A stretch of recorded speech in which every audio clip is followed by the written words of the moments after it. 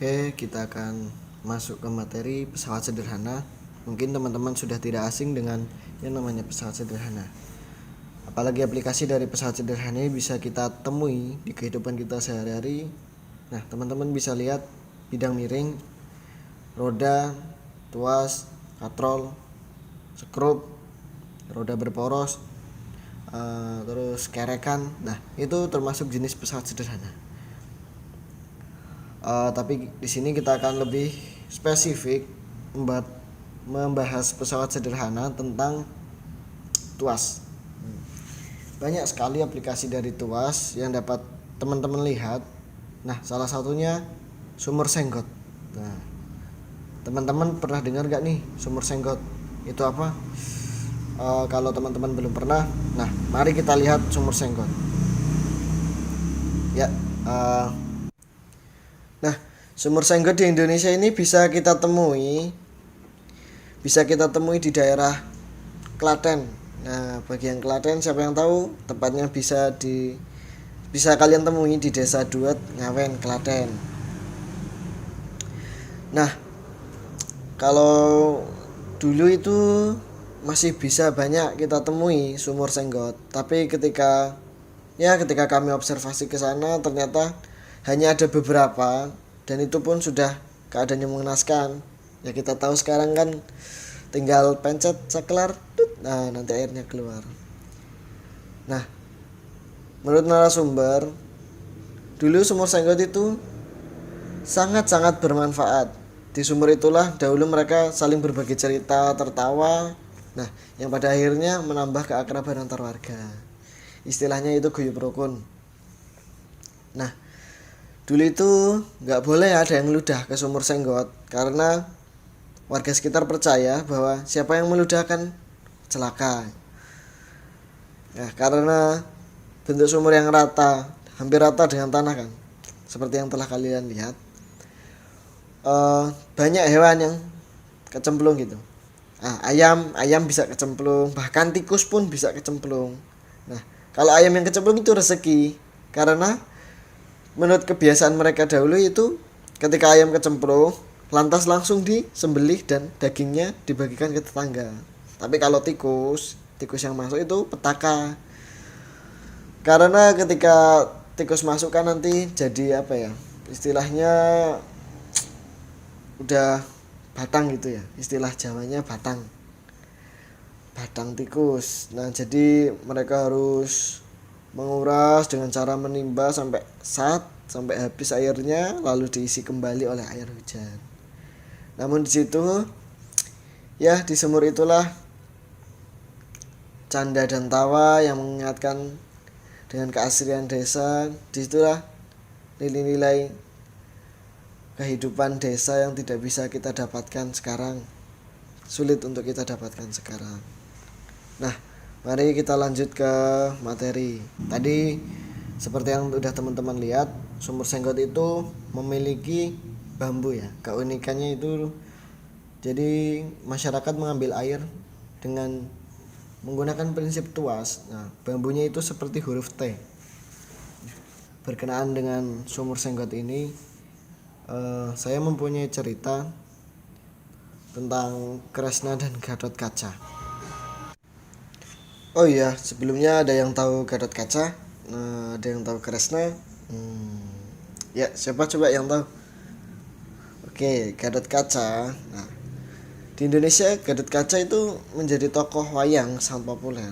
Nah, pasti teman-teman kan udah pernah dengar, saya jamin udah pernah. Nah, di pewayangan Jawa, Gatot Kaca ini dikenal dengan sebutan Gatut Kaca. Gatut Kaca. Kesaktiannya itu dikisahkan sangat luar biasa. Apa aja coba? Siapa yang tahu? Nah, antara lain, 1, mampu terbang ke angkasa tanpa menggunakan sayap. Yang kedua, Gatot Kaca ini terkenal dengan sebutan otot kawat tulang besi, mirip-mirip Samson gitu. Cuma ini versi Jawa. Kemudian Kresna. Nah, siapa yang tahu Kresna? Prabu Kresna merupakan salah satu tokoh vital dalam kisah Mahabharata. No, ketawa no yang suka lihat film Mahabharata. Nah, Kresna ini digambarkan sebagai sesosok yang bijaksana, pintar dan sangat sakti. Waduh. Nah, di pawayangan itu kemampuan Prabu Kresna dalam mengatur pemerintahan itu terbukti sangat baik. Wah, coba aja ya kalau sekarang Kresna benar-benar datang gitu. Wah, membenarkan Indonesia yang semakin carut. Wah. Selanjutnya apalagi keistimewaan dari Kresna? Nah, Kresna ini merupakan ikon perang besar Bharatayuddha. Keterlibatannya itu lebih dari Arjuna. Arjuna itu anggota Pandawa. Nah, itu dari Kresna. Ya, inilah mereka. Anggap saja ini Kresna. Dan ini adalah Gatot-Kaca. Ceritanya mereka pada pagi hari setelah semalam suntuk ronda. Nah, karena tadi bicara tentang sumur Senggot, nah tiba-tiba si Gatot-Kaca ini berbicara. Kres, kemarin aku habis nimba di sumur Senggot 1 dan sumur Senggot 2. Kok bisa beratnya beda ya?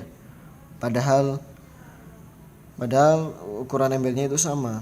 Nah, kemudian si Kresna menjawab, nah, kok bisa beda? Logikanya sih kalau embernya sama, volume airnya itu juga sama. Nah, harusnya kamu ngangkatnya dengan gaya yang sama. Kok kamu bisa beda?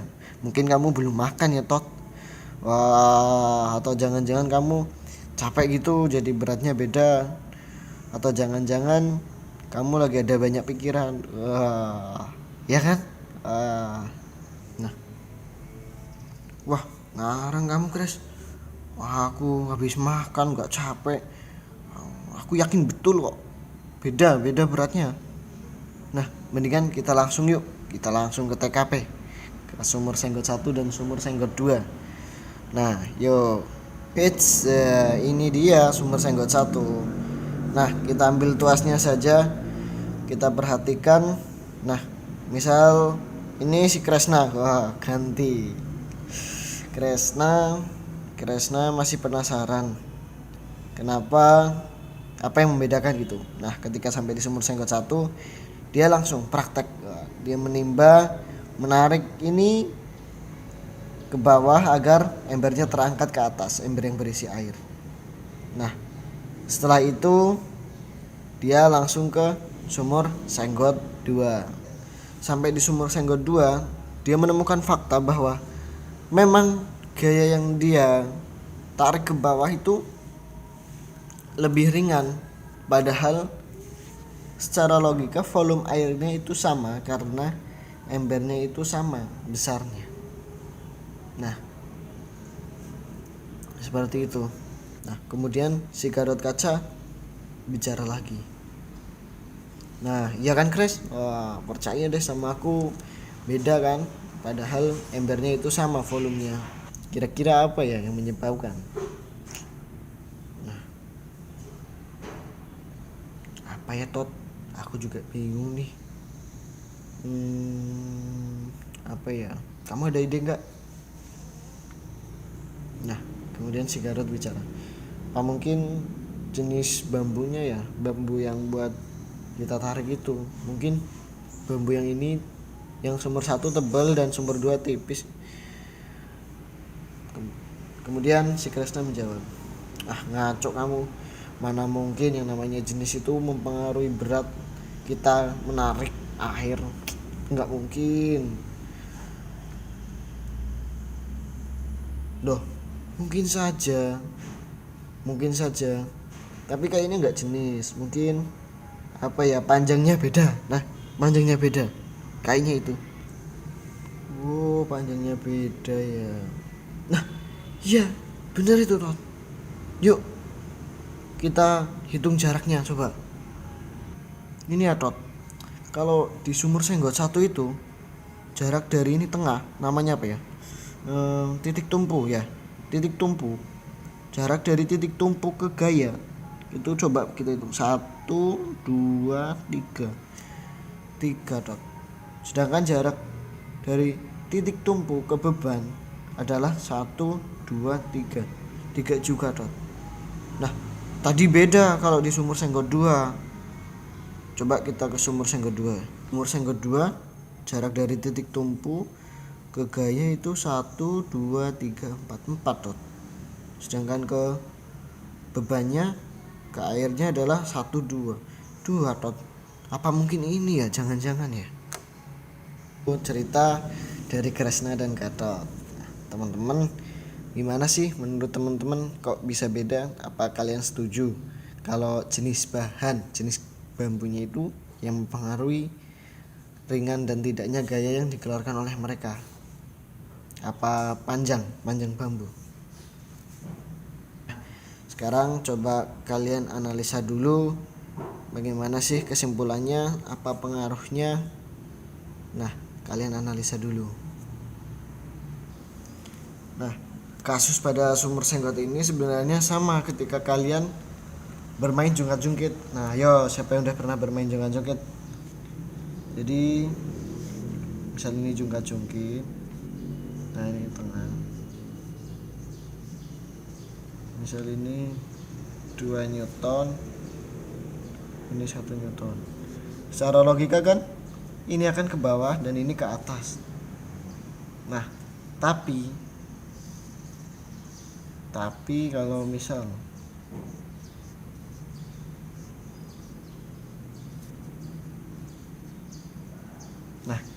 kalau titik tumpu kita geser ke kiri, nah mereka akan bisa setimbang. Nah, sama kan dengan kasus tadi. Jadi jarak titik tumpu ke masing-masing ujung ke beban itu sangat berpengaruh. Ini yang namanya aplikasi tuas. Nah, kalau secara matematis bisa kita tuliskan beban di sini hasil perkalian antara beban dengan lengan pada sisi A. Nah, misal kita namakan ini sisi A, akan sebanding dengan hasil perkalian antara panjang titik tumpu ke ujungnya 1 kali bebannya pada sisi B.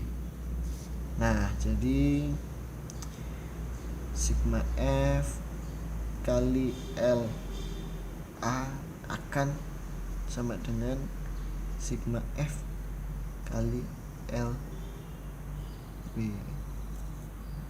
Saja nih di Senggot 2 si Kresna ini ngangkat airnya itu lebih ringan.